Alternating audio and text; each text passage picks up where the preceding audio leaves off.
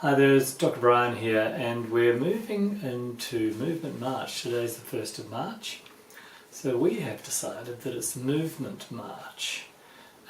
Movement is pretty well fundamental to life, and what we find, and I speak to clients, and I'm also a person, is we're very good at finding reasons not to move. So we've come across an article and we've done some adaptation. There's, let's say, 5 broad categories, 5 broad reasons that people bring up, and the good ones bring up more than one, so it's very hard for them to break out of the not moving position.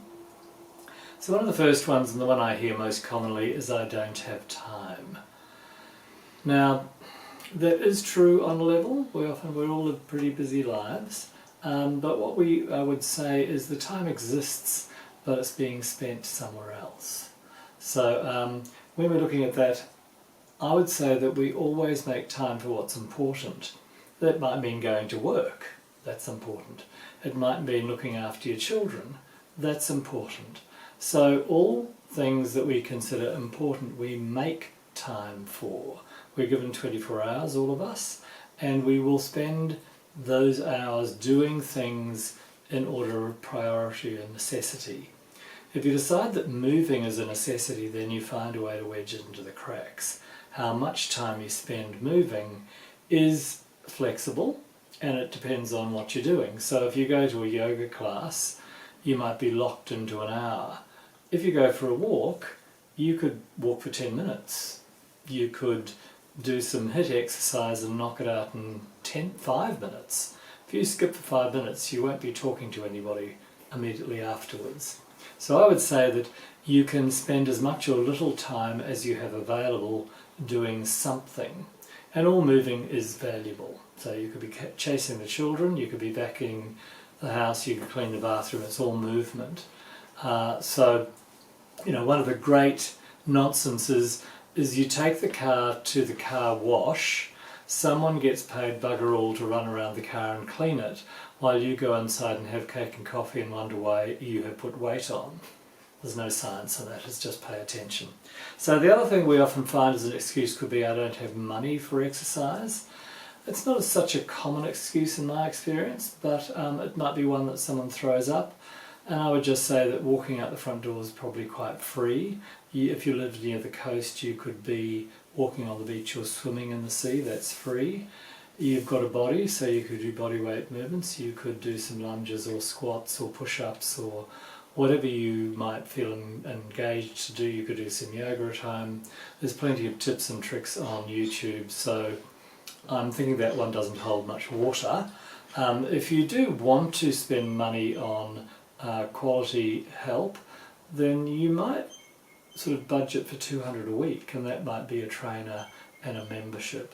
So whether you're going to a yoga or Pilates or even a dance studio, because dancing's a wonderful exercise, there will be some exchange involved. But you can do plenty for no cost in a money outlay. Now the thing that underpins all of this is that you have some desire.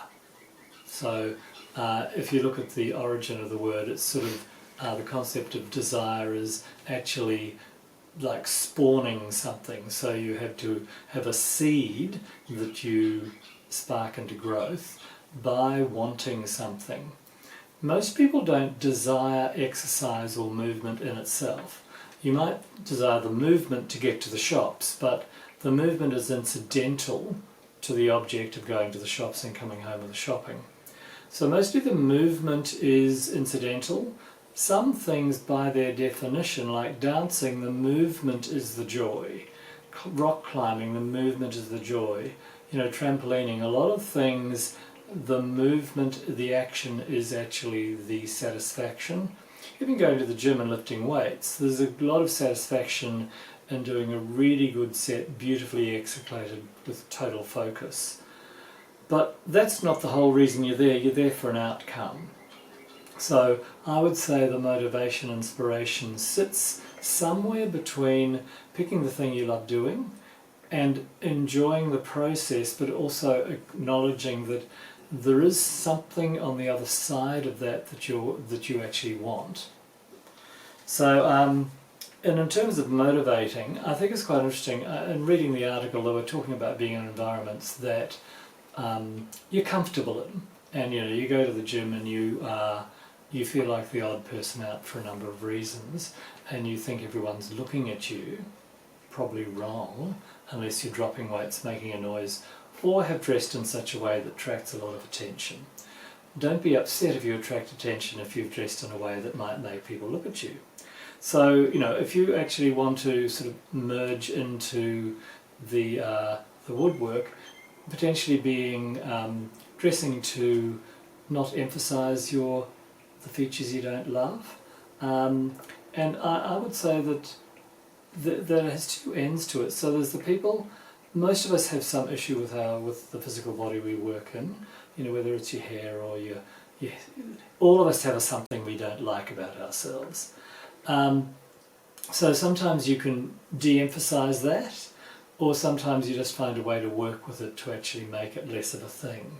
So, obviously if we're going into a moving environment, we want to wear clothes that actually suit the movement, but also maybe they don't emphasise the thing that we're most upset about, unless you're going to take an Arnie approach and he wore shorts so that he would see his calves and be inspired to work harder. So you could use what you don't like and making it visible as a personal inspiration to work harder and get a result. But you have to work out what's right for you on that. But I think that's most important is that we sort of harness the concept of result and process to get to where you want to do. People hate exercise. I would question whether they hate movement, and if there's some physiological problem like excruciatingly sore knees or some physical problem where any movement is excruciatingly painful, I'll give you a hall pass to potentially be able to sit on the sideline. But I would say that most of us get caught up in an idea of exercise, but actually if we put music on you might dance. If we threw you in water you might quite like swimming and moving. You might like not drowning too, so that might keep you moving. But I think that it's possibly a misconception that you hate exercise. I think it's finding something about a movement that you enjoy. And look, there's walking in the bush is delightful, walking and looking at beautiful gardens is great. Finding the joy in movement is something to work towards. I think there's another thing that was quite emphasised in this article was the concept of being judged. And I would say that the truth is that we're all judged all the time and we're all judging others. We may not be particularly pejorative, but we do look at people and make some sort of mental note about what we think. It might be you want to go and speak to the person because you think they're interesting or attractive, or it may be the opposite. You just think this person's not in my tribe. I feel I won't have anything in common. So that is true. I think when you move into an environment where you want to join a tribe and do something, particularly if you're going to a facility, you want to find one that you kind of really gel with. So I've just changed the gym that I go to, so I went from a chain gym to more of an independent gym in December. And that for me is sort of the place I love going. It's full of, it's more of a hardcore training gym. I find that very inspiring. I know I'm the skinny guy and I don't particularly care for how I look, but going there and knowing that all the other people are working hard and watching them really pushing out sets and reps, that inspires me to not be lazy. I want to be the guy that's chasing other people, not the people that other people are looking up to while I sort of stand around. So you have to find your own point on that. Some people want to be the people other people are looking up to, and some people want to be chasing someone. So in that regard, find the environment that does it for you. And that could mean you do Goldilocks and you try out 4, 5, 6, 7, 3, whatever, a number of facilities doing different things, and you'll find a place where you'll meet your tribe and you'll feel totally at home, and that will be a key to getting you to go regularly.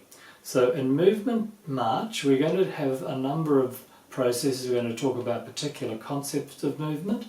I want to arrange an interview with my trainer. He's a great guy and he's very knowledgeable, and he's done podcasts on all of these elements. So look forward to an ongoing series at least once a week over this month, where we're going to talk about movement, why it's beneficial and how you can integrate it into your life.